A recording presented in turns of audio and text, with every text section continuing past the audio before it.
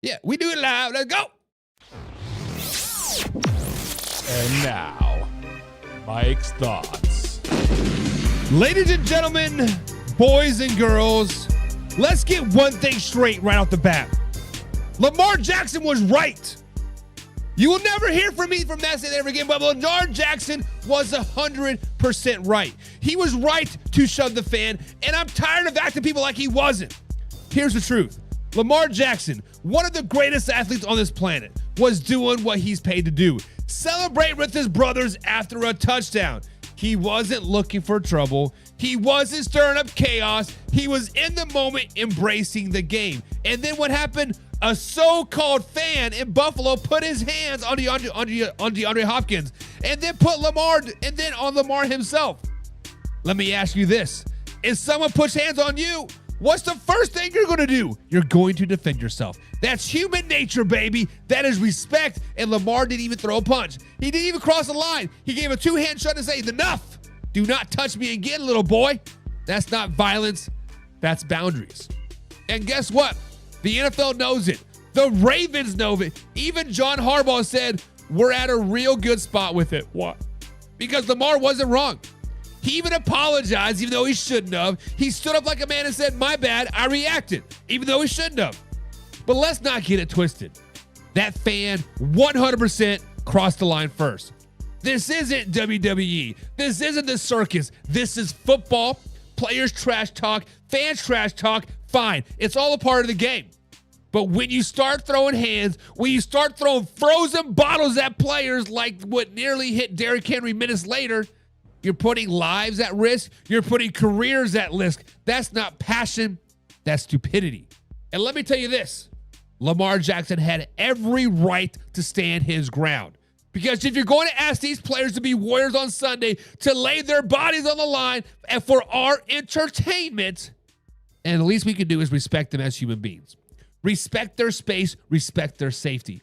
So no, I'm not mad at Lamar Jackson. I'm proud of Lamar Jackson. He didn't let somebody disrespect him. He didn't let someone cross the line without answering. And here's the message, perfect. Just chill next time. You can trash talk, but keep your hands to yourself. That's leadership. That's passion. That's standing up for what is right. Lamar Jackson showed the world that, yes, he is human. Yes, he's emotional. But more importantly, he's not going to let anyone put hands on him or his teammates. And you know what? He shouldn't. Lamar Jackson was right. Cue that intro. Are you ready for the best damn NFL show on the planet? Man Hour Nation, rise up. Yeah, hey, let's go. Hitting that gridiron, we going hard, we running the plays. You know the vibe, only the strong survive. Gotta keep your head in the game. Talking NFL, uncut, straight raw. Steady bringing that sauce. We about to take off. Get it hype, this man, our sport talk. Yeah, from the quarterback to the lineman. Everybody bringing heat. You don't really want to try them. Hey, who gon' win? It's a battle of the giants. This show is the flyest. Nobody can deny it. This is Man Hour. Sport Talk. Man Hour. Sport Talk. What team you reppin'? We keep it interesting. Who caught another down? Who got that interception? This is Man Hour. Sport Talk. Man Hour. Sport Talk. What team you reppin'? We keep it interesting. Who caught another down? Who got that interception? Let's go. What is up, Man Hour Nation, guys, and welcome to Man Hour NFL Talk, your go-to spot for live, raw, uncut NFL talk. And I'm so glad you're rolling with us today. But before to jump in, guys, head over to manhourradio.com. That is where you find all the exclusive merchandise. Check out the fresh blogs and everything that's happening in the Man Hour Radio. So if you're rocking the Man Hour, guys, that is the spot to do it. But guys, there's a new button here. If you're watching on your mobile device, like many of you are, if you're over here at youtube.com/manhour watching the show, there's a hype button, guys. Hit that hype button and give us a little hype. I'm just curious to see what will happen. Put a little hype, bada bing, bada boom. It is what it is. Now, guys, this is a live, interactive show, so drop your opinions, your hot takes, and all your comments down below, because I want to hear from you. I want to hear from you, just like my man Derek's in the chat today. 039. Oh man, Up Man Hour. My bad. We forgot to shut off Coach Rowe. Coach Rowe is not quite ready yet, but when he is, he will be talking up there. Derek says, what is up, Matt Hour? What is up? We got DMVZO in the chat says, what is good? Hell, excitement for the game tomorrow. So he is obviously a Washington Commanders fan. Their hashtag is raise hell. Raise that hell. We're going to talk about that game tonight. We're going to preview that game and show you guys what it is all about. Wrong button here. And then we got Old Man River. He says the Raiders are in first place. They beat both and run it out. Meaning they beat the Chiefs and the Broncos and the Chargers. Old Man River is all aboard on the Raiders train wagon this year. But slow it down, baby. You need to slow it down, baby. But hey, they are in first place. Tied for first base. Technically third place. But you know what? Let's give Raiders their day. They're in first place, so it is what it is. DMVZO is excited. Hey, man, we're getting ready to get started, but we got to welcome more people in the chat. We got Alpha Rob. You got Alpha Rob in the chat. The everydayer is here. Everydayer. Pigskin pun. Get you some. And DMVZO says the Raiders are an interesting team. So DMVZO, Old Man River, and the rest of you Raiders fans, guys, stay tuned because on Cold Hard Facts today, that is segment number 3 today. Segment number 3, we're going to talk about Geno Smith and how perfect of a fit he is for the Las Vegas Raiders. Am I pulling your chain or are we talking facts? I don't know. You gotta slow it down. And we got my man Shay Fraser in the chat today. He says, "Go Pack, go!" Listen, baby, Super Bowl bound Green Bay Packers. But guys, that is where we're going to start off at the top today. We're going to talk about the almighty Thursday Night Football. Washington Commanders taking on the Green Bay Packers. And guys, this Thursday Night Football game is about to deliver a heavyweight NFC clash. The Washington Commanders head into Lambeau Field to take on the Green Bay Packers. And this matchup has all the makings of an early season statement game. Both teams are 1-0. Both teams look sharp week 1, and both teams are trying to belong that they belong at the top of the NFC conversation. But when we talk about this conversation, it all has to go towards Micah Parsons right off the bat. The Micah Parsons effect, the Micah Parsons impact. Micah Parsons, right? Because that is the big thing that is happening in Green Bay. And his Packers debut wasn't just good, it was half the show. It was flat out show, right? 3 pressures, 1 sack, and he was in Jared Goff's lap all night in that win over Detroit. You could feel Lambeau Field come alive every single time Micah Parsons made a play. Matter of fact, every time he came on the field, the crowd got crazy. That defense looked completely different with him on the field. But here's where things get really, really interesting heading into Thursday Night Football. Parsons flat out owned Washington in his career. Let's just be honest. We're talking about 10.5 sacks against the Commanders alone. More than against any other team in the NFL. Last season alone, he sacked Jayden Daniels 4.5 times in just 2 games. That's pure domination, baby. Now let's fast forward to this week. If the Green Bay Packers keep Parsons lined up in the left side like they did for week 1, he's going to see rookie tackle Josh Cornley Jr. And listen, Cornley already had his hands full against the Giants pass rush last week. If Washington doesn't scheme help, if they don't chip, double, or roll Daniels out, it could be a long, long night for Jayden Daniels. Parsons could completely wreck this game plan all by himself. And here's the wrinkle. If the Packers have been careful in the past against dual threat quarterbacks. They don't always go full out on the pass rush. Sometimes they try to keep those guys boxed in the pocket. So the question becomes, do they let Parsons pin back his ears and go? Or do they ask him to stay disciplined and contain Jayden Daniels? Either way, guys, Micah Parsons is the X factor for Thursday Night Football, in my opinion. He's already proven he can terrorize Washington, and he's in the system that looks like built for him to shine. So in the comments down below, guys, let me ask you this. Will Micah Parsons have over 1.5 sacks on Thursday Night Football versus the Washington Commanders? Or is he just going to be a shell of himself? Comment down below. I want to hear what you guys think. Remember, guys, hit the hype button, subscribe, and hit the like button as well. Remember, we're live Monday through Thursday at 9 p.m. East Coast time right here at youtube.com/manhour. Now, this is a live interactive show, So go ahead and drop your comments down below. I want to hear your thoughts. Let's see here. DMVZO says shootout incoming. Two high-powered offenses clashing. DMVZO, I agree with you. The Commanders have a great offense. The Packers have a great offense. But on the flip side of that coin, Packers have a pretty damn good defense. Matter of fact, right now, I would put the Packers as the top 10 defense in the NFL. I'm not worried about the stats. I'm worried about my eye test. Packers have a top 10, if not a top 5 defense in the NFL right now. The Commanders definitely have a top 10 defense as well. They're old. Let's not get it crazy. They are old, but they're still pretty damn good. And we know on Thursday night footballs, especially early in the season, we're going to see a vanilla offense. We're going to see a vanilla defense from both teams. Let's just be flat honest about it. There's no sugarcoating about it.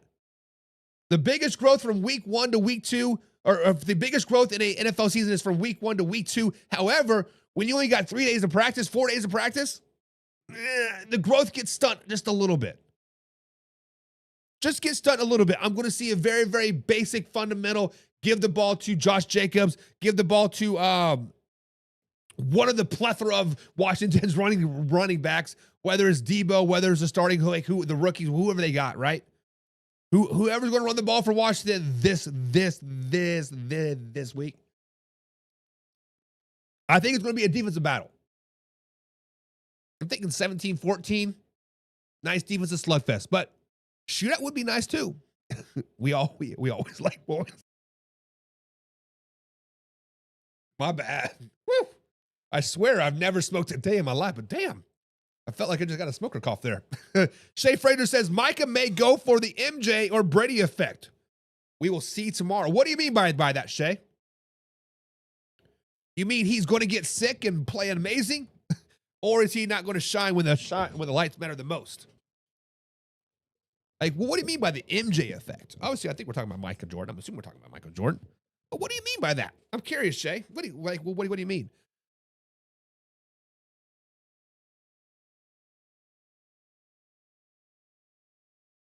Poorly on the right side. So we've revamped the opposite line who played New York well. And I'm not, so DMVZO is obviously a Commander.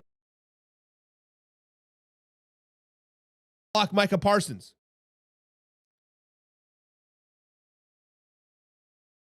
Get out of town. I'm not saying Laramie Tunsil is a terrible offensive lineman, but there's a reason why they let him just kind of walk away. Let's just be honest about it.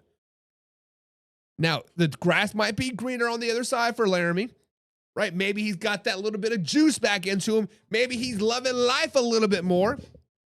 But when you have a rookie lineman versus a veteran like Micah Parsons, it could be a long, long day. Could be.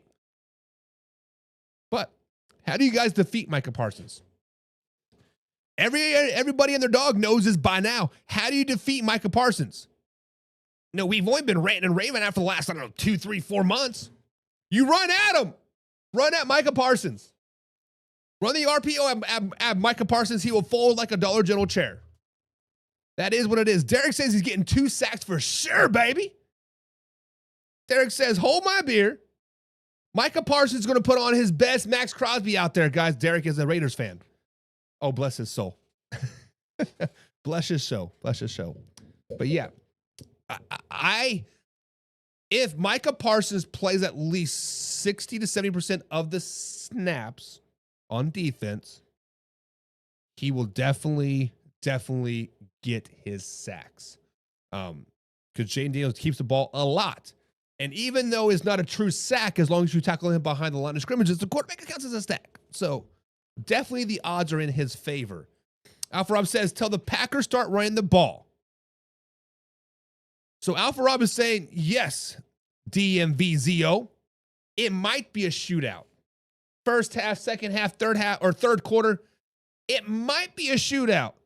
But the minute Josh Jacobs starts getting that rock, they're going to slow the time down. They're going to slow the game down. and it's all going to be a one-score game after that. That's what Alpha Rob's saying. DMVCO says, our new D-line, Ken Law, who is 6'5" and dominated Sunday, Payne, Eddie, Goldman, and a great run stop in our new secondary, Lattimore. I don't know how, Central, is that how you say his name? And the second round, Romy, Amos looked locked up Malik Neighbors. DMVZO, you are preaching to the choir. You are preaching to the choir. Yes, you locked down the New York Football Giants. Yes, you only held the New York Football Giants to what? 167 total yards or something crazy like that. You held them to 6 points. You locked it. Yes, you dominated the New York Giants. Do not get that twisted. However, it's the New York Giants. It's a team that hasn't had a winning season since Daniel Jones 2022. A team that's been in rebuild mode for the last 6, 7, 8, 9, 10, 12, 15 years. A team that cannot get out of their own way. Now, I do think the Giants will be better. They're highly being slept on, I feel. But right now, with Russell Wilson at the helm, the Giants are nothing to write home about. So yes, it is exciting to get that week 1 dominated win over an inferior opponent, like you should. Like you should. But let's not get crazy. It's still the New York Giants. Until otherwise proven along, we're going to put it's still the New York Giants. Just like Aaron Rodgers went out there and dominated his whole team, it's still the New York Jets, right? Just like how the Denver Broncos went out there and played a damn good complete game versus the Tennessee Titans, which they didn't. It's still the Tennessee Titans, right? Like you kind of get what, like I'm not trying to discredit the win. I'm not trying to, but the facts are the facts. And the facts are that it is still the New York Giants. James Frank is in the chat. What's up, James? Pigskin pun. Get you some. He said, it'll be a good game. I'm taking the Commanders, but a close game, though. And that's tough. That's tough, James, because you're taking not only the underdog, I feel. I haven't looked at the point spreads, but I feel like they are the underdog. A road team on Thursday Night Football in Lambeau. James, now we know why you're a Browns fan. Because you have 3 strikes against you there, boom, boom, boom. But you're still going to root with your heart out. Shay says, Micah changed the whole team dynamic. And Shay, you are correct to an extent. I think the Green Bay Packers were a good team anyways. I think the Green Bay Packers are poised to make a deep playoff run as is. Adding Micah put that pressure on them. Put that Super Bowl window on them. Win now or go home. DMVZO says, we shall see tomorrow, but I promise y'all we'll be shocked tomorrow, bro. I'm not going to be shocked about the Commanders at all. Because we saw what the Commanders did last season. My boy Jeter is a huge Commanders fan. Jeter's been, matter of fact, last season, Jeter talked up Jayden Daniels so much that I had to go out and buy a freaking Jayden Daniels jersey. And I'm a Cowboys fan. So I got that Jayden Daniels jersey hanging up in the closet next to my Micah Parsons Cowboy jersey. Yeah, it is what it is. James Frank says, key words, locked down the New York Giants. Preach, James. Preach, brother. Say it with your chest, baby. Will Lawson's in the chat today. What's up, Will? He says, I honestly don't care for either of these teams, but I think the Commanders will win 23-20. I think it is going to be a very, very close game, Will. And honestly, if you pick the Commanders, if you pick the Packers, I haven't made a pick yet, but I can see both sides of the coin. I can see why one you would choose one or the other. I 100% agree with that. But let's talk about the Washington Commanders offense. Because this unit is built to be dangerous. Jayden Daniels is one of the most electric young quarterbacks in the NFL. He can hurt you with his arms. He can hurt you with his legs. And his improvisational ability to make such teams a nightmare to defend. When a play breaks down, that's when Jayden Daniels is at his best. And that puts consistent stress on defenses. And then you add Deebo Samuel into the mix.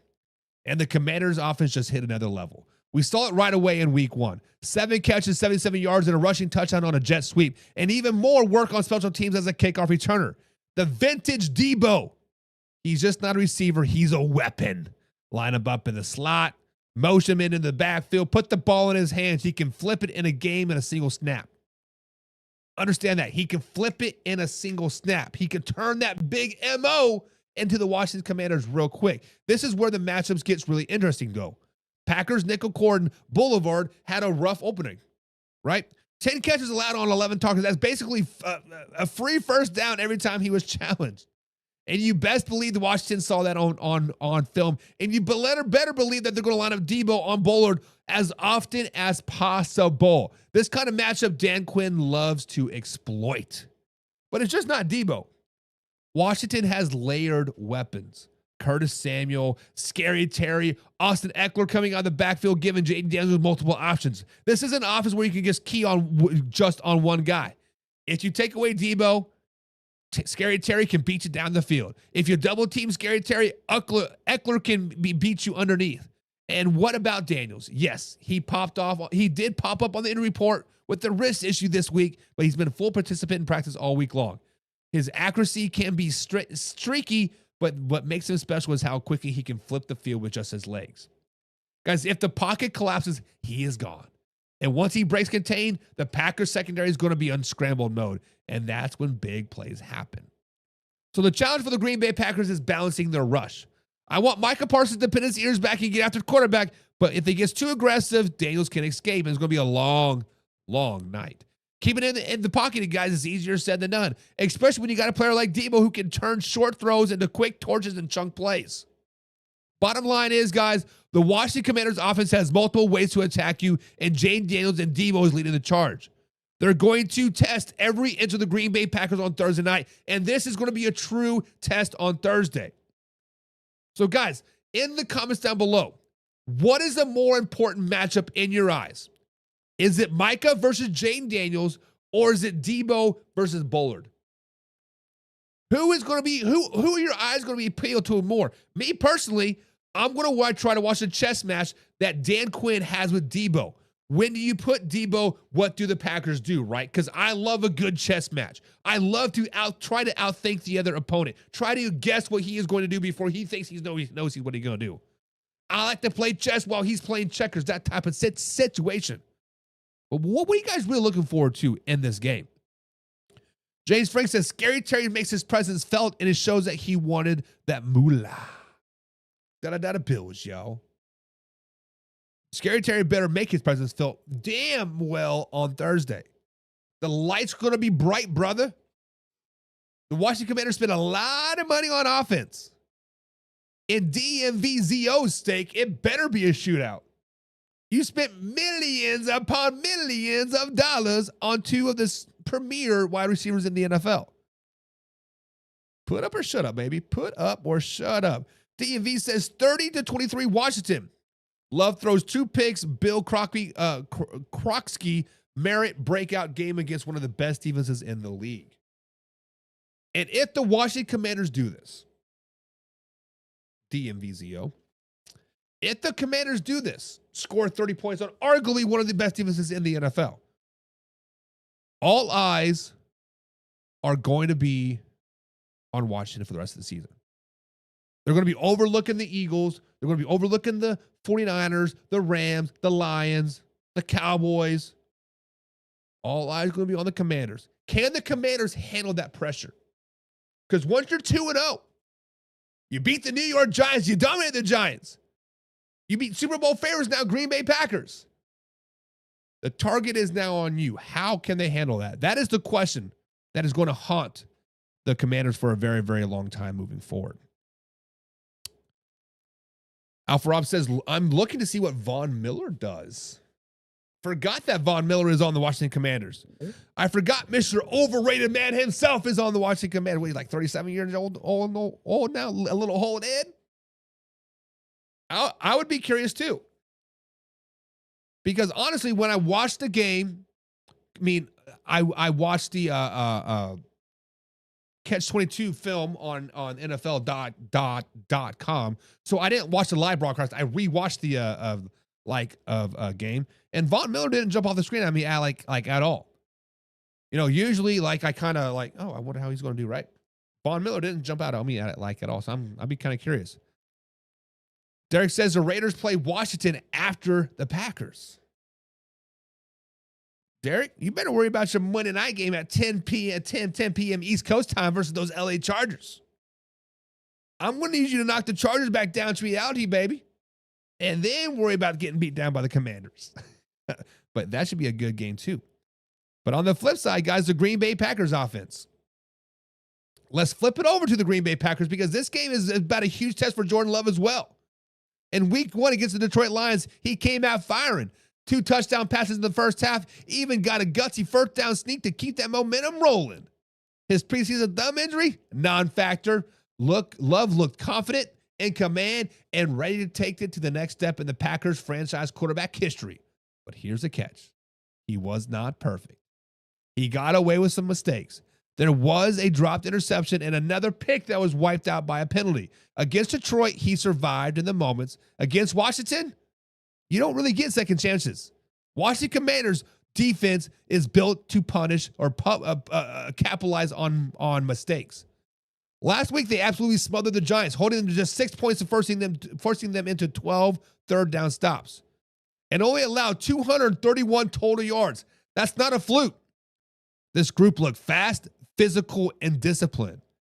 And it starts all up front with Darren Payne. Ken Law were blowing up the entire line in week 1, collapsing the pocket and stuffing the run. Wise and Armstrong were bringing the heat off the edges, and that rotation keeps them fresh all game long. Then you look at the back end. Lattimore looks rejuvenated. He was in sticky and coverage, breaking up throws that could have been completions a year ago. And for Green Bay, the challenge is about balance. They can't rely on Jordan Love to throw the ball 40 times. They expect to win against this pass rush. Josh Jacobs has to be the engine early and often. He needs to establish the run game, force Washington in to bring that safety down to open up play action for Jordan Love. If the Packers stay one-dimensional, Washington is going to pen their ears back and come after him over and over and over again. The good news, though, is Love does have option. Romeo Doubs is emerging as a reliable target finally. Jayden Reed is explosive in the slot. And Matthew Golden looked like he's ready to contribute right away. And don't sleep on tight end Tucker Kraft as well. He caught the touchdown last week that quickly becoming one of Love's security blankets. Still, this matchup comes down to composure. Washington thrives on chaos. Their defense thrives on chaos. Tip balls, strip sacks, forcing the quarterback into bad throws. And if Jordan Love can protect the ball, stay patient, and takes what the defense gives them, the Green Bay Packers have a shot to keep the crowd involved and pull this one out. But if he forces passes into tight coverage like he's done in years past, or holds on the ball too long like he does in years past, the Commanders' defense will make him pay, and it will be a long, long night. Guys, this is Jordan Love's measuring stick game. If he can handle the Washington's defense, we'll know Green Bay is a legit NFC contender. If he struggles, the question about whether this team is truly ready to compete in the Super Bowl won't go away, because they're not. Let's just be honest. But what do you guys think? Can Jordan Love prove that he's a top 10 quarterback in the NFL? Can the Green Bay Packers prove that they're ready to go to the Super Bowl in week 2 versus the Washington Commanders? That is the question I have for you. DMVZO says JD might put up 50 on the Raiders. That's tough, Derek. That's tough, but probably true. James Frank says, I think we're going to come out gunning. And again, I don't know if it'll be against his favor against the Commanders. Probably won't. I think the Packers game plan this week should run Josh Jacobs 30 times. Josh Jacobs needs to touch the ball 30 times with at least 150 yards rushing. Not that he's on my fantasy team or anything, but he's on my fantasy team. Give the man 150 yards and 3 tutties. Give him the ball over and over and over again. And then I think the Green Bay Packers have a legit shot. Will says, I have the Cowboys number 6 and the Commanders number 11 in my top 16 NFL teams right now. I have them about flip-flopped. I have the Commanders as a top 5 team and the Cowboys as a top 15 team. But I could see why you would have the Cowboys up there and like in the Commanders flipped, right? Not 100% sold on the Commanders because they did play the New York Giants. But on the flip side, the Cowboys did play the Philadelphia Eagles and they did lose. So you weigh out performance versus wins or losses versus it's kind of like, how do you bet it? Yeah, I get you. What's Josh Jacob been doing? He been toking the rock, baby. He been toking that rock. No, not really. Honestly, and like week 1, Derek, I think the Packers forgot that they had Josh Jacobs to like the, I don't know, third quarter, maybe fourth quarter, when the line started to get a little bit hot. Like, oh, maybe we should give Josh Jacobs the ball just a little bit, right? Maybe some couple carries. He only ended up with 66 yards on 19 carries. So, but those were all in like the third and fourth quarters when he got most of those touches. So, giving the ball 20 times, 166 yards, we pretty nice. We pretty nice. James says, Will Olsen, the Commanders are better than the Cowboys. Right now, I would agree with that, James. I would agree with that. Derek says, Green Bay beat Detroit. Washington beat New York. Not sure Washington has been tested yet. They haven't been tested yet. But on the flip side, Derek, the Lions really aren't that good right now either. A lot of things are going to change come week 2. Biggest growth of any NFL team is in week 2. From week 1 to week 2, that is when you get your biggest growth. So we will see what it actually comes out of it. But let's move on to the next topic, guys, and that is the one and only Jalen Carter. And let's get into this, because I think this whole Jalen Carter situation is straight up BS. Straight up bullshit. The NFL announced that Carter's 1-game suspension for spitting on Dak Prescott has already been served because he was ejected before the first snap of the game. Really? That is the punishment? He spits on a quarterback in front of the whole world, in front of national television on opening night, and the league says, yeah, you missed a couple plays, so we're good? Come on, that is weak at best. Guys, this is just about Jalen Carter. It's about the NFL sending mixed messages. Just months ago, Vincent stood in front of every coach, general manager, and executive and said there will be zero tolerance for acts of defaming the game. Zero tolerance. Spitting on an opponent is about as disrespectful as it gets. But instead of hammering it down, the NFL softens the blow by why? They're like, hey, we know you didn't play a snap, but you played the game, but you didn't play the game, but that is going to count. That is bullshit.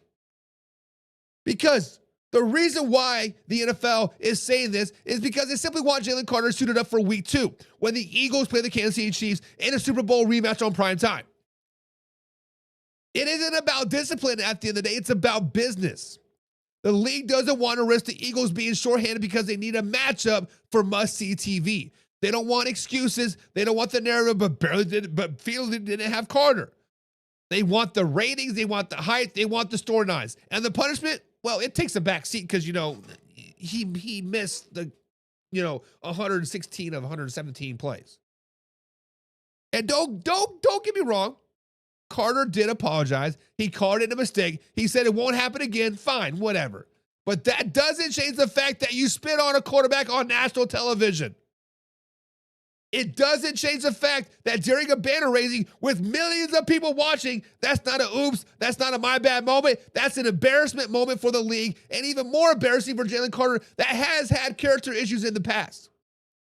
Now, Carter did lose a game check around $57,000. And sure, the Eagles agreed not to touch his guarantees or bonus money.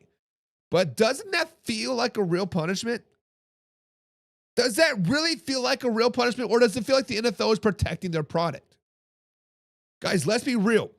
If this was a no-name player, if this was a special teamer or a backup offense of like lineman, the hammer comes down.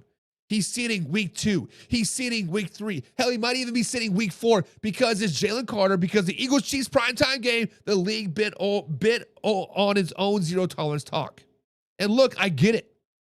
The NFL is business. They're going to do what it takes to make money. But don't insult us by protecting it's about sportsmanship or integrity when the actions clearly say it's about protecting the ratings. So, guys, let me ask you this. Do you think the NFL went soft on Jalen Carter just to make sure he plays against Kansas City Chiefs on Sunday afternoon?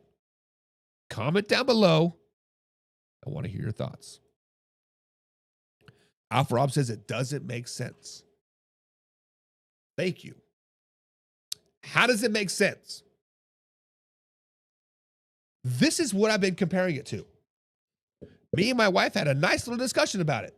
She is like, well, why didn't Dak get suspended? Well, because Dak didn't spit on a person. But we digress from that. This is me. So let's say I'm in jail. Okay? Let's say I'm in jail for, I don't know, robbing a store. Serving like 3 months in jail, right? I go into prison or go into county jail, whatever you want to call it, and then I rob somebody again. I get caught for robbing that same person. But they're like, oh, well, since you're already in jail, it's time served. Like, all good is good, right? Like, what? It's like me hurting a person on the outside. We both go to jail. I get charged for hurting that person. While on the inside, I serve my 7, 18, 19 days in jail. On the 19th day, I beat his ass again. Well, you already served 19 days. I was like, yeah, whatever. Like it is what it is. I don't care if it's the first play of the game. I don't care if it's the last play of the game. You strapped up. You were on the field. A play happened. A kickoff happened. And then you got tossed. How does that count as one game? Will also says he also got slapped with the hefty fine. No, he didn't. He just didn't get paid. For that game, he was supposed to get paid $57,000. That was his fine. He just didn't get paid. There's no fine. There's no suspension. Let's just be honest. He wanted to get home, get a little booty. That's what it comes down to. Derek says, hey, you get your guy back game 7 against the Raiders, Rashid Rice. We do. We do. You know, matter of fact, this is like Rashid Rice. Let's say Rashid Rice got, obviously he got a 6-game suspension. He didn't play 14 games last season. What if the NFL said, you know what? You didn't play 14 games last season, so there's your time served. How many people would have been pissed off about that?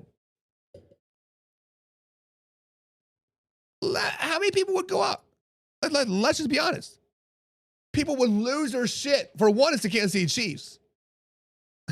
And then 2, it's Rashid Rice, because, he's the felon now, right? James Frank says probably did go limp on Carter. What went limp on Carter? Are you talking about a wanker? That's weird. Derek says, how do you feel about Travis getting open-handed? That's a bunch of BS too. The man got bitch slapped.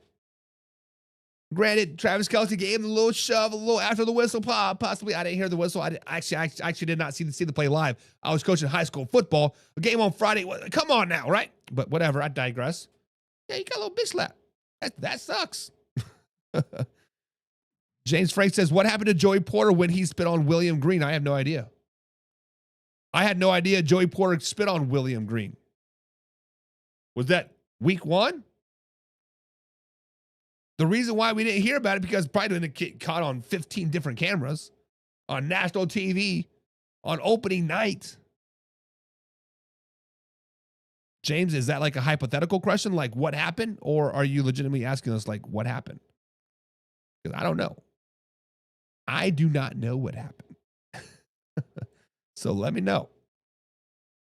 But guys, it is time for some cold, hard facts.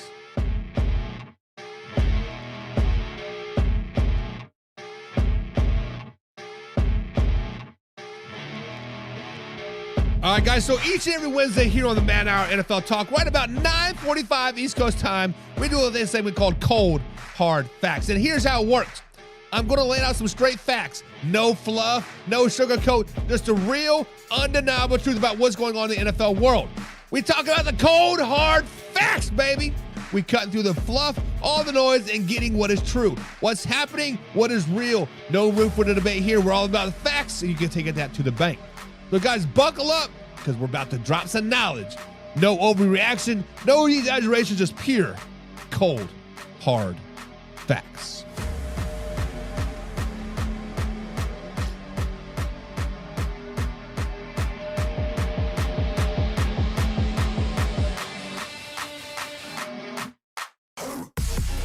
All right, guys, so the first cold hard fact of the day, the Green Bay Packers will have an excuse if they allow sacks and pressure this week versus the Washington Commanders. Let's lay it out. Guys, the Packers could be without not one, but two starting offensive linemen on Thursday Night Football against the Washington Commanders. That's right tackle Zach Tom and left guard Aaron Banks. Both of them are banged up. Tom is dealing with an oblique injury, and Banks has injury and growing issues. And neither of them had practice this week if the Green Bay Packers held a full session. With that being said, Matt LaFleur is holding out hope. He says neither injury should be long-term, and both guys will be given right up until game time to see if they can go. But here's the reality. If they can't play, Green Bay Packers is going to be patching this line together on a short week against one of the nastiest defensive fronts in the NFL. Aaron Banks is no small loss. The Packers gave him a 4-year, $77 million contract to stabilize that interior of the offensive line. Zach Tom, the same story. He just signed a 4-year, $88 million extension this summer because he's one of the best young tackles in football. If he's out, Darren Kennard, who was traded to Green Bay less than 2 weeks ago, is the next man up. Kennard played 15 snaps against the Lions, but he may be starting now down Micah Parsons and that Commanders pass rush. Oh, I said that. Good luck.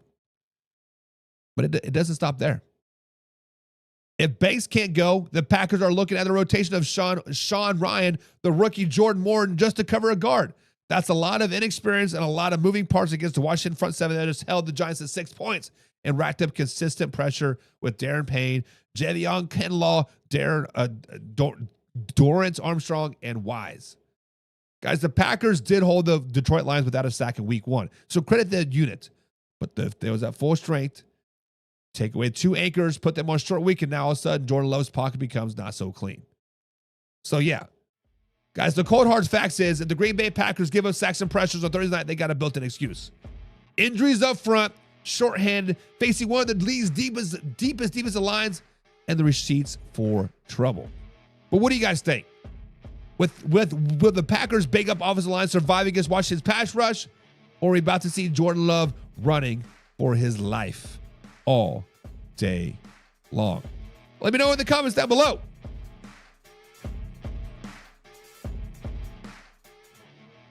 Will Olsen says, is this sponsored by Coors Light? I wish it was, because I could use a Coors Light right now, but damn it, my throat is killing me yet again. And Let's Go Sports in the chat says, rest in peace, Charlie Kirk. Yes, guys, that is horrific. Horrific of what you stand. It's so irritating about that. So irritating about that. But let's move on. All right, guys, so cold hard facts is that the Geno Smith, Chip Kelly pairing is must-see TV. Guys, let's be real. In week 1 against the Patriots, the Raiders lit it up. They were the first in the NFL in explosive pass rating at 26.3, second in air yards per attempt at 10.3, and second in play action rate at 34.2. Translation, big plays over and over and over again. Guys, Geno Smith went 24 for 34 for 362 yards. That's not dinking and dunking football. That's attacking, fearless quarterback play. Geno has always been willing to stand in the fire and take shots, and Chip Kelly played right into that. He schemed up isolation routes, deep breaking patterns, and gave Geno the freedom to cut it loose. Jacoby Myers on that deep comeback. Money, baby. Trey Tucker on that outbreaker. Perfect timing. And here's the thing. Geno's just not hitting the D-step. He's firing the RPOs into tight windows in the intermediate game. And Kelly's motion-heavy play-action system is making those lows lethal. Now, I'm not going to sugarcoat it. Geno's gunslinger mentality comes with risk. He did take 4 sacks. He did throw a pick. That's the tax you pay for a quarterback who's always looking to push the ball down the field. But here's why it works. Geno Smith doesn't turn pressure into dump-offs into checkdowns. He turns it into 20-yard chunk plays. That's instant offense. And that's what makes the Raiders dangerous in 2025. The run game, forgettable. Let's just be honest. But Brock Bowers did have flash with 38-yard catch and run. But this offense is about pounding the rock. It's about explosiveness. And right now, Geno is delivering it. And here's what makes week 2 so fascinating. The Patriots tried to blitz him into mistakes. The Chargers won't. Jesse Metnier is going to sit back in deep zones, keep everything in front, and dare Geno Smith to be patient. That's polar opposite of what they saw week 1. And this is where we'll find out how sustainable this marriage is. Can Geno Smith take what is given, or will he keep forcing shots into coverage? Guys, the bottom line, the Raiders paid a 3rd-round pick for Geno Smith and $37.5 million per year for Geno Smith. If his stats, he cleared the bar easily. The Raiders might be a good, but if it's excitement you want, if there's a fireworks you want, if it's a drama that you want, you better tune in because Geno Smith and Chip Kelly are going to give you the show. But let me ask you guys this question. What do you think? Is Geno Smith the quarterback to finally make the Raiders fun again? Or just a short-term hot streak? Drop your comments down and below. But guys, this is the cold, hard facts.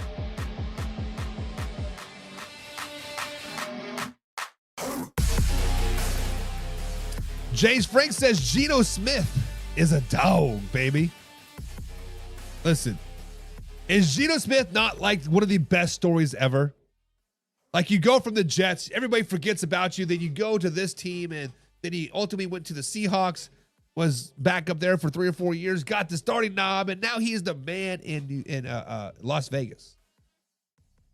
That's tough. That's tough. Chip Kelly from Oregon to Ohio. I believe in Chip Kelly. Chip Kelly is a good offensive coordinator, good offensive mind. Not so great head coach. Who was he head coach for? The 49ers, wasn't it? I think it was the 49ers. I can't remember. Not a great NFL head coach, but offensive coordinator, I got some faith in him. I got a little bit of faith.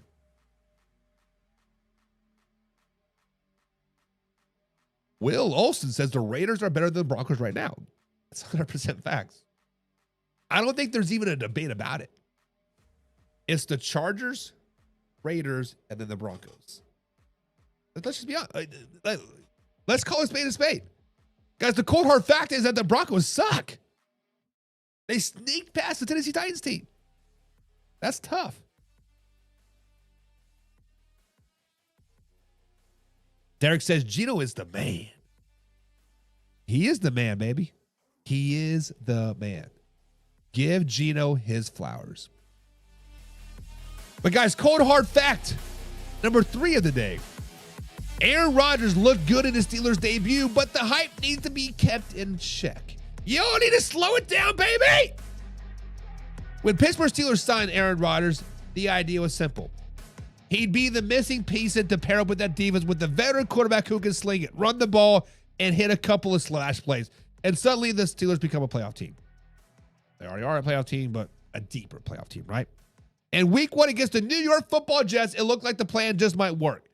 Aaron Rodgers had a vented Aaron Rodgers throw, a beautiful sideline ball to Calvin Austin III. He also operated in the within Arthur Smith's offense, running more under center play action snaps than he has in years. That's something he has resisted in the past. But in Pittsburgh, he's leaned into it. And the results look smooth, baby. But here's where I have to pump the brakes. This is where y'all need to slow it down, baby. A lot of Aaron Rodgers' success came on busted coverage plays. 7 of his 8 big plays were because the DB slipped, got crossed up, or missed a tackle. Let's just be flat out honest about it. DK Metcalf's 18-yard catch and run, a miscommunication. Ben Sorokin's touchdown, the DB fell behind in coverage. Even that Austin throw came with the corner stumbling in the route. Now, give Aaron Rodgers and the Steelers credit. They went no huddle. They forced these breakdowns, and Aaron Rodgers thrives in hurry-up situations. But let's be honest. Pittsburgh Steelers won't face the secondary this sloppy every week. The Jets' defensive backfield had a nightmare game, and Rodgers feasted on it. That's not going to be the norm, especially in the AFC North. The numbers tell the story. Rodgers had the third highest explosive pass rating in week 1 at 23.5, but he also threw the most screens and averaged of 4.5 yards per attempt in the air. That's a lot of short stuff with a couple breakdowns. Those splash numbers won't hold up every week. And here's the other thing. Rodgers still isn't mobile. He can't move. He doesn't escape pressure the way he used to. If the pocket collapses and he's stuck. That's the ceiling on the offense. Yes, he can play point guard. Yes, he can run Arthur Smith's scheme. But if the run game isn't clicking and the defense isn't giving up freebies, can he still carry the load? That is the real question.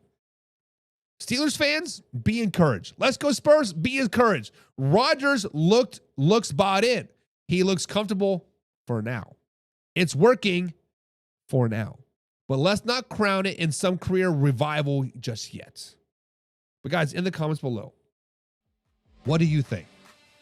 Is Aaron Rodgers really the missing piece to make the Steelers a contenders, or is just week 1's fools going against a sloppy Jets secondary? Comment down below. I want to hear your thoughts.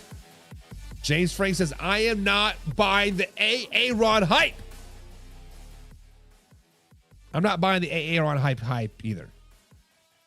I'm not 100% sold, baby. Not 100% sold. But James also says, or it could just be the hater in me. Hater or not, Aaron Rodgers is a far cry from his MVP level. Aaron Rodgers is far cry from his 3-year level last year. Hell, Aaron Rodgers is a far cry from last year's level. It's just what it is. His true colors show when things go bad. Just wait for the meltdowns. I guess we'll see it this week when they play the is it the Browns they play this week? I can't remember. Who the Steelers play this week, guys? Alpha Rob says Rodgers has lost all of his mobility. Not wrong. Not wrong at all. James Frank says, Derek, Myles Garrett will cause his meltdown. James, repeat that for the people in the back. The Cleveland Browns are going to whoop the Steelers' ass, says James. I helped you out. I helped you out, man. Guys, cold hard fact number 4 of the day. Justin Fields finally looks like he's an offense built for him, not the other way around. Think about this, guys. Justin Fields' biggest issue in Chicago was the negative plays.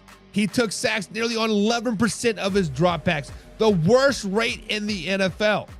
He held the ball on too long. He scrambled out of the structure, and too often he tried to play Superman when the offense needed just like was a Clark Kent. For every highlight run, there were 2 ugly stats and 3 missed flows. But Sunday with the Jets, that version of Justin Fields didn't show up. What stood out wasn't the splashy plays. It was what wasn't there. No bonehead sacks. No consistent drive killers. Justin Fields looked controlled. He looked installed, and most importantly, he looked like the Jets finally built something around his strength. Offensive coordinator called one of the best games of week 1. The Jets ran the ball 58% of their plays. One of the heaviest runs weights you'll see in the league. That ground game protected Fields for those long third downs where he struggled his whole career. On average, his third down attempts were just needed 4.6 yards, the shortest distance of the sticks he has ever had. And guess what? He converted half of them, plus a 4th and 1 for a touchdown. And they just didn't run the ball. They gave him 9 designed runs, more than almost any other game in his career. They gave him intermediate and deep routes from the pocket, letting him set his base and fire that rocket arm. And when he did escape, he did it smart. 2 hands on the ball, heads up, eyes down the field. That is growth. That is a top 10 quarterback, like my man Shay said. Now, let's just be clear. Fields is not fixed yet. He's still late on his reads sometimes. Still locked in on Garrett Wilson just a little too much. But you know what? This is the first time since he entered the league, it feels like a coach is actually tailoring an offense to what Justin Fields does well. That shouldn't have been this hard in Chicago or Pittsburgh. But in New York, it finally makes sense. This blueprint for reclamation. We saw it with Sam Darnold in Minnesota, Baker Mayfield in Tampa. Build the system around the quarterback. Protect him early, let his confidence grow, and then expand the role. 1 week doesn't make a career, but this foundational stone for Justin Fields and the Jets is a career. Guys, the cold hard facts. If this continues, Justin Fields might be ready to turn the corner, and the Jets might have finally found their guy. But what do you guys think? Is Justin Fields really turning the corner in New York, or was week 1 just smoke and mirrors with a cautious game plan? Drop your thoughts in the comments down below.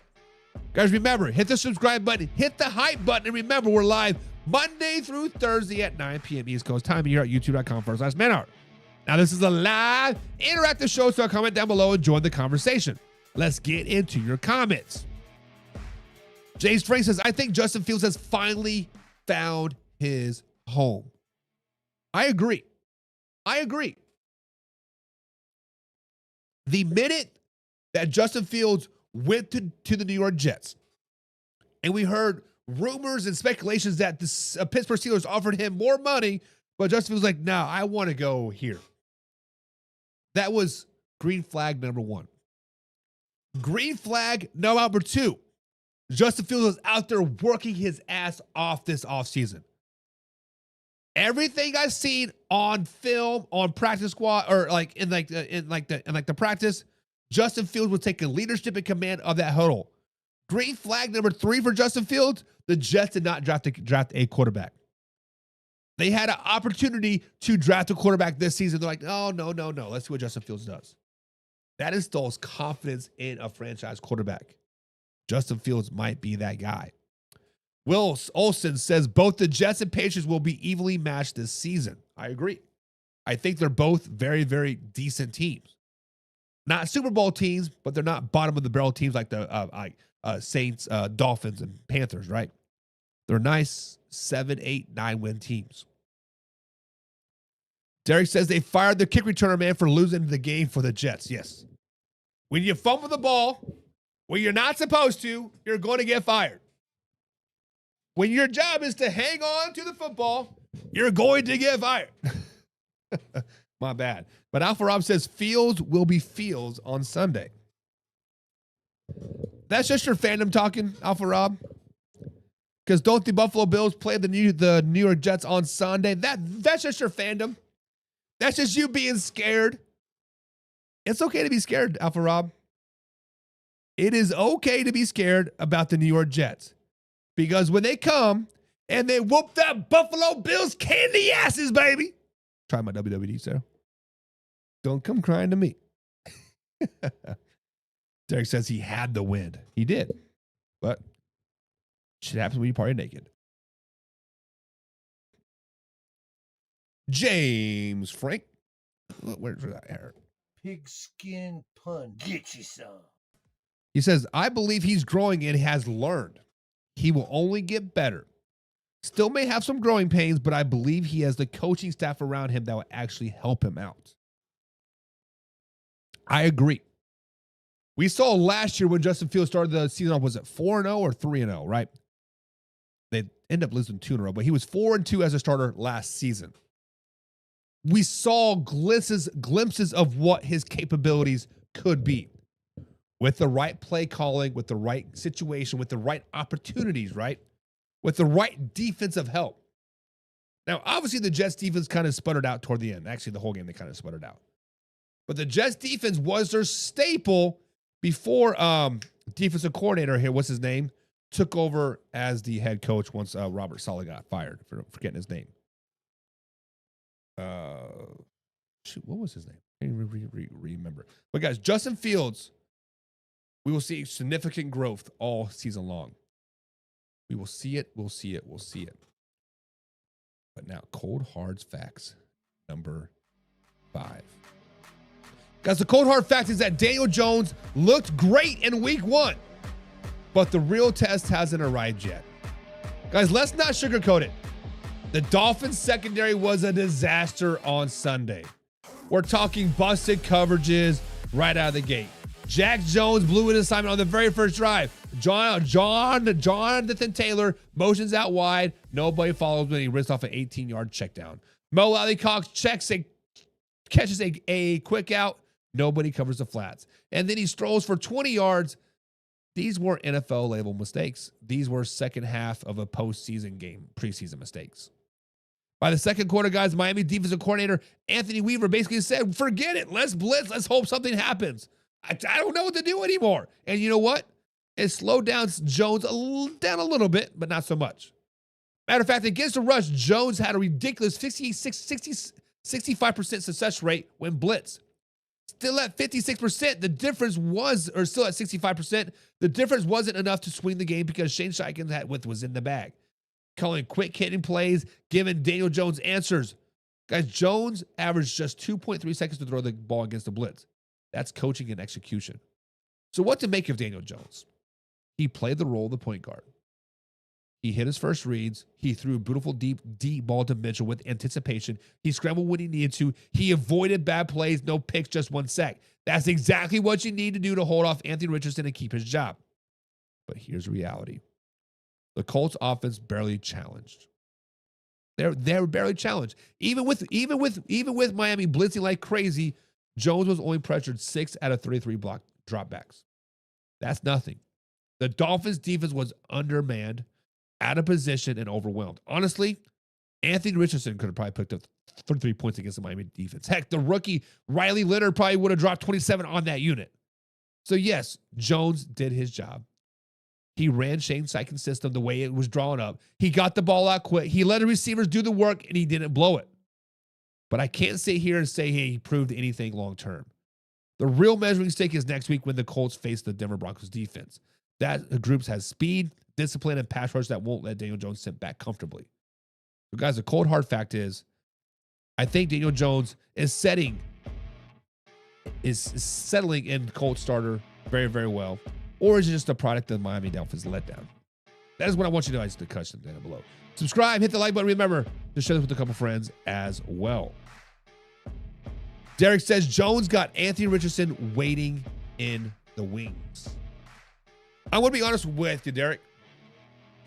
I don't think Anthony Richardson ever sees the field in an Indianapolis Colts jersey ever again. Let me repeat that. I don't think Anthony Richardson ever sees the field in an Indianapolis Colts jersey ever again. Because we saw Bryce Young play absolute dog shit in week 1. Carolina Panthers are at this point, we don't know what to do with our hands. I can see the Panthers making a trade for Anthony Richardson. I could see a team like the Saints make a trade for Anthony Richardson. Hell, I could see a team like the Miami Dolphins making a trade for Anthony Richardson. Riley Leonard will step on the field before Anthony Richardson in a Colts jersey this season. Those are just my thoughts. What do you guys think? James Frank says Danny Dimes has days every once in a while. You're right, James. There's a reason why Danny Dimes got those millions upon $1 million after that 2022 season. He got paid because he had one hell of a season. With the running game and a little bit of receivers and some defensive help, Daniel Jones is a great game manager, and he can manage you all the way through the playoffs, like he did in 2020 for Brian Daboll and the New York Giants. Will Olsen said the Colts are the best in the AFC South right now. Facts, baby. Will, say that again for the people in the back. The Texans are down. The Jaguars are highly overrated, and the Titans are just long ways to go. Long ways to go. But yes, the Colts are best in the AFC South right now. They could probably win the division with 7 wins. That's how bad the rest of the division looks. James is saying, I'm still saying Anthony Richardson to the Pittsburgh Steelers. We will see. We'll see. Derek says, Jones needs to run his ass off if he wants to beat the D-end. The defense, the Denver's defense. The Denver's defense didn't look so dominant versus the Tennessee Titans. So I'm not sure if he's going to have to run his ass off, but he's definitely going to have to play great again, right? going to have to play great again. No question about it. But guys, it is time for a little bit of fact and a little bit of crap. All right, guys, so it is time to wind down the show, but we're not quite done yet. It's time for our final segment, fact or crap. Here's the deal. I'm going to throw out some statements out there, some facts that are floating around the NFL world. It's up to us to decide if it's all fact or if it's a whole lot of crap. We're going to separate this truth from the nonsense, cut through the hype, and see what's really worth believing. If it's legit, we're all about it. If it's pure garbage, we're calling it out. So guys, grab your popcorn because it's time to get real. Is it fact or just a whole lot of crap? Let's find out, baby. All right, guys, so the first fact or crap of the day. Cam Ward. He did have a rough debut as a Tennessee Titans quarterback.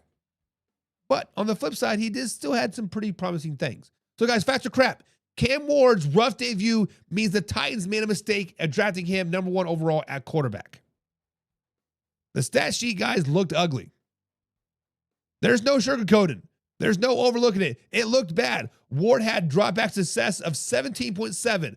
That ranks 1,101st out of 1,105 quarterback games since 2023. On paper, that is a disaster. But here's the thing. The film tells a different story. Cam Ward had multiple near misses that don't show up in the box score. A bobble sideline catch by rookie tight end Gunnar Helm that got overturned. Calvin Ridley dropped 2 passes that should have been there. Or actually should have been 3. All of them would have been first downs. He also threw a couple of third down completions that ended up just 1 yard shy of the sticks. That's not bad quarterback play. That's execution around him falling short. Now, Cam Ward wasn't perfect. He was far from it. He took back-to-back sacks in the fourth quarter that knocked the Titans out of field goal range in a 1-point game. Both sacks were avoidable. Throw the ball away, play with urgency, live to fight another down. He also left 7 points on the table in the red zone. Van Jefferson came out of a rub route. The play was designed for him, and Cam Ward already had dropped his eyes and gone into scramble mode. Rookie mistakes, but still costly. Here's why I'm not out on him, though. His poise. Against pressure, he made throws that you rarely see from a rookie. Anticipation, timing, calm in the pocket. But you can see the instincts from his Miami days. The arm talent is real. The high difficulty throws are there, and the leadership will come. But right now, he's almost too calm. He got sacked near his own end zone because he didn't alert the offensive line at the play clock expired. That's not panic. That's inexperience, and that's physical. Fixable. The Titans are young. They got pre-snap issues, blow and run assignments, and growing pains all over the roster. And the team settles, the offense will catch up to Ward's talent. So, guys, is it fact or crap that Ward's ugly debut means the Tennessee Titans made a mistake? Guys, that's 100% crap. That is 100% crap. This kid has real tools. And once his offense cleans up mistakes around him, those flashes will turn into consistency. Those flashes of consistency will turn into wins, and wins will turn into multiple wins, and then into eventually division championships. But what do you guys think? Is Cam Ward the long-term answer for the Titans, or the Tennessee Titans drafted another quarterback mistake? Drop your comments down below. Will Olsen is saying crap. Cam Ward is going to be successful, says Will Olsen. I agree. The Tennessee Titans had some of the biggest holes in the entire period. Matter of fact, I was advocating that the Tennessee Titans draft down to get more draft capital because they had so many freaking holes. From defensive linemen to linebackers to offensive line to wide receiver, they had so many holes. I do think Cam will be successful in Tennessee eventually. He's going to have a lot of growing pains. The Titans fans are going to be really, really patient. 3 years possibly. James is saying crap. His wide receivers need to catch the ball. He's still learning too, but they need to catch the ball. Cam will be fine. I agree. Jose Blanco says Cam is great, but the Titans suck. That's tough. That's tough, but true. Jose, you're spot on. Alpha Rob is saying crap. Tennessee is just a bad team. Let me ask you guys this, because yesterday We talked about the Dolphins being bad. Talked about the Panthers being bad. We talked about the Saints being bad. Are the Titans worse than those three teams? Is it a 4-team race for the number 1 overall pick yet again? Curious. And Derek says, nah, Buck, slow it down, baby. Cam Ward has it. We don't know what it is. You cannot put a label on it. You can't put a stat line on it. You just know that he has it. You see it in him. It's beyond the stat sheet. Eric, you're right. Alpha Rob says, so people know that Levis was dealing with in Tennessee. Not wrong. And honestly, I still think Will Levis might have a successful NFL career. If Will Levis gets out of Tennessee, he might have a successful career in Miami or Carolina or New Orleans or what other places might need quarterback. Pittsburgh. He could have a successful season. Jose said they had more penalty yards than offensive yards. And yes, the Titans are one of the worst teams in the NFL. Forgot they had like 127 penalty yards. Forgot about that. That is tough. Plus 8 drop passes. Good grief. That's tough. That is tough. And James says, no, Buck. They are a bad team, but they're better than the Dolphins. They're better than the Panthers. They're better than the Saints. So they're about the 4th, 5th, or 6th overall pick in 2025. That's an improvement, baby. That's a 200% improvement. 200% improvement, guys. But guys, that is going to be it for today's show. Hope you guys had a great time. Thank you for hanging out with me today. We'll be back tomorrow live, raw, uncut for the final week of the show, 9 p.m. East Coast time during the Commanders versus the Packers game. So I understand if you guys want to watch the game, it is what it is. But at the end of the day, I will be here live, raw, and uncut. Until then, guys, we out. Hey, now it's time to take off. Gotta keep it live and raw. Better stay tuned in. Man, our NFL talk. I know that you're ready for more. They on the field, ready for war. Who's in the lead? I'm checking the score. We about to do it like never before. NFL live, uncut.